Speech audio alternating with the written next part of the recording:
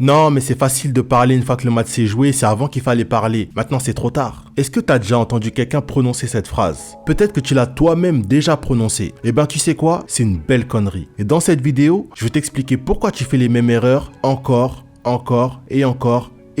Mais surtout, je vais te montrer comment tes défaites vont te permettre d'être rentable pour te faire un complément de salaire avec les paris sportifs. Mais avant, laisse-moi me présenter rapidement pour les personnes qui me découvrent avec cette vidéo. Moi, c'est Isma, je suis dans les paris sportifs depuis 2017 et j'ai créé la Paris Sportif Academy pour aider les salariés qui, malgré leur salaire plus ou moins correct, ne s'en sortent pas et galèrent à boucler les fins de mois. Si c'est ton cas et que tu fais des paris sportifs pour te faire un complément de salaire et arrondir les fins de mois difficiles, mais que tu n'arrives pas à être rentable, ou pire, que tu enchaînes les défaites et les pertes d'argent, alors tu es au bon endroit. Parce que je vais t'apprendre à gagner de l'argent avec les paris sportifs en pariant avec certitude sur les deux équipes marques. Et pour ça, il n'y a pas de secret. Il faut travailler. Mais surtout, il faut réussir à comprendre tes erreurs. Parce que c'est bien de travailler. C'est bien de faire des analyses. Mais si à chaque fois tu fais les mêmes conneries parce que tu n'as jamais identifié d'où vient l'erreur qui t'a fait échouer, comment est-ce que tu veux t'améliorer? Tu vois ce que je veux dire? C'est important de comprendre où est-ce que tu as fauté. Quel élément est-ce que tu as oublié de prendre en compte ou bien quel élément est-ce que tu as surévalué? Parce que au moment où tu décides de miser sur tel ou tel match, tu le fais parce que certains éléments te font dire qu'un certain résultat va se produire dans le match. Donc, tu mises en ayant une certaine confiance. Et quand ça passe pas, il faut réussir à comprendre ce que tu as oublié de prendre en compte parce que la confiance que tu avais au moment de miser, elle vient de quelque part. Et si le scénario qui s'est produit dans le match, si le résultat final n'est pas celui que tu attendais, c'est que tu t'es trompé quelque part. Et c'est en comprenant où est-ce que tu t'es trompé que tu vas t'améliorer.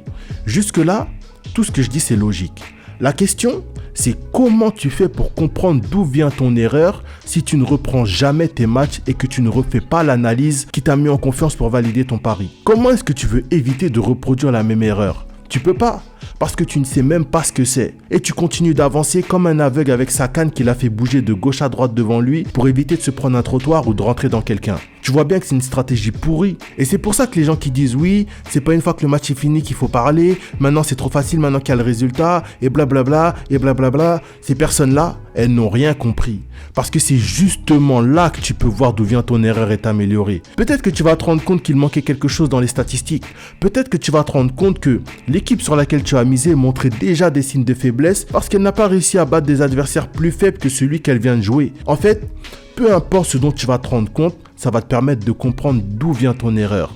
Et quand tu sais d'où vient ton erreur, tu n'as pas envie de la reproduire. Donc tu l'imprimes dans ton cerveau et tu commences à faire attention à ces éléments. Et sur le long terme, c'est ça qui fait toute la différence. Parce que le fait de mettre le doigt sur une erreur, puis sur une deuxième, puis sur une troisième, ça fait que tu deviens plus précis dans tes choix parce que tu vas naturellement être plus sélectif. Il y a beaucoup de matchs que tu prenais avant que tu vas arrêter de prendre parce que la configuration n'est pas bonne. Mais comment savoir que la configuration n'est pas bonne si tu ne reprends jamais tes matchs? Et pour le faire, c'est simple. Il faut que tu te souviennes des éléments qui t'ont mis en confiance dans ton match. Quel est le truc qui t'a fait dire « Ouais, c'est bon, je peux miser. Il y a vraiment du potentiel dans ce match. » Et à partir de là, tu reprends ton analyse pour trouver le point qui aurait dû t'alerter ou te mettre en garde sur le match. Et si tu ouvres bien les yeux, mais surtout, si tu as l'humilité d'admettre que si ton placement n'est pas passé, c'est parce que tu es passé à côté de ton analyse, tu vas forcément trouver quelque chose.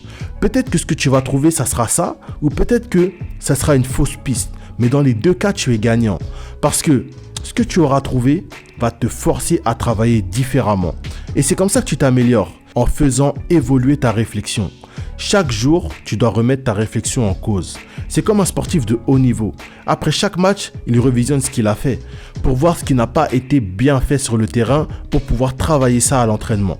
Et tu vois, un joueur de haut niveau a toujours l'humilité de se dire qu'il peut mieux faire. Sois ce joueur de haut niveau dans les paris sportifs. Si tu veux aller plus loin, va dans la barre de description et inscris-toi pour découvrir la méthode que j'utilise depuis 4 ans pour sélectionner les bons matchs pour parier avec certitude sur les deux équipes marques. Toutes les informations sont dans la description. Ok les gars, c'est déjà la fin de cette vidéo. Merci à toi de l'avoir regardé jusqu'à la fin.